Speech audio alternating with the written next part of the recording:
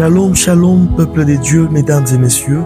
Bienvenue dans Vie et Vérité, votre émission où nous abordons des réalités et enseignements pratiques, aussi des exhortations inspirantes et des sujets qui touchent notre vie quotidienne à la lumière de la parole de Dieu.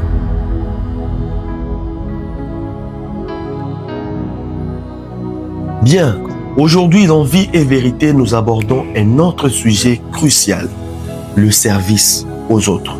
Mesdames et messieurs, nous vivons dans un monde où beaucoup cherchent à être servis, mais peu sont prêts à servir. Pourtant, le service aux autres est une valeur vraiment essentielle qui reflète non seulement l'amour, mais aussi l'humilité et la générosité. Le service aux autres, c'est ce fait de mettre ses capacités, son temps, bref, ses ressources au profit des autres. Tout simplement parce que dans ce monde, personne ne peut tout faire seul. Nous sommes dans une relation d'interdépendance. Nous dépendons les uns des autres, que ce soit pour grandir, que ce soit pour travailler ou soit pour avancer.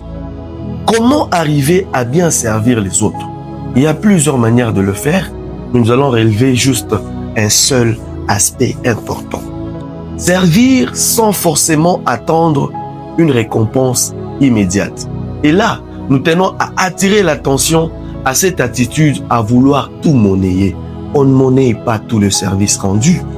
Il y a de ces services-là qui nécessitent d'être posés, d'être faits simplement par générosité.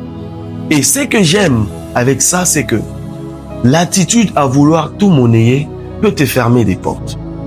Des choses, des opportunités que tu pouvais avoir le lendemain, mais tout simplement parce que tu as cherché, tu es animé par cette cupidité à vouloir tout gagner, à vouloir avoir des choses en contrepartie.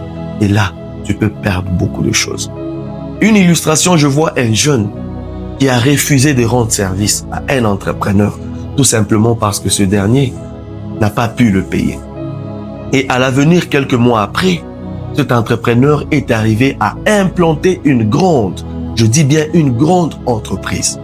Alors, il avait besoin d'un collaborateur digne de confiance. Et vous savez bien, qu'est-ce qui s'est passé? Cet entrepreneur a pris une autre personne qui lui aurait rendu un service simplement par bonne volonté.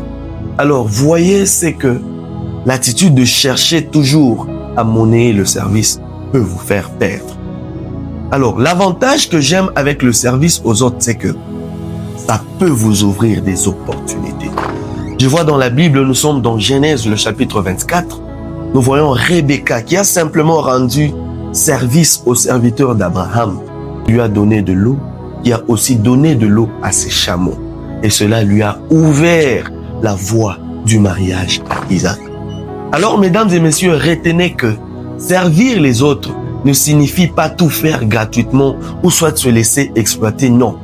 Mais retenez que certains services nécessitent d'être rendus simplement par générosité, sans toutefois attendre quelque chose en retour.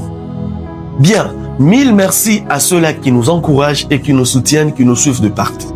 Et si ce message vous a édifié, vous a béni, soyez abonnés, restez connectés et partagez-le massivement. À lundi prochain, que Dieu vous bénisse.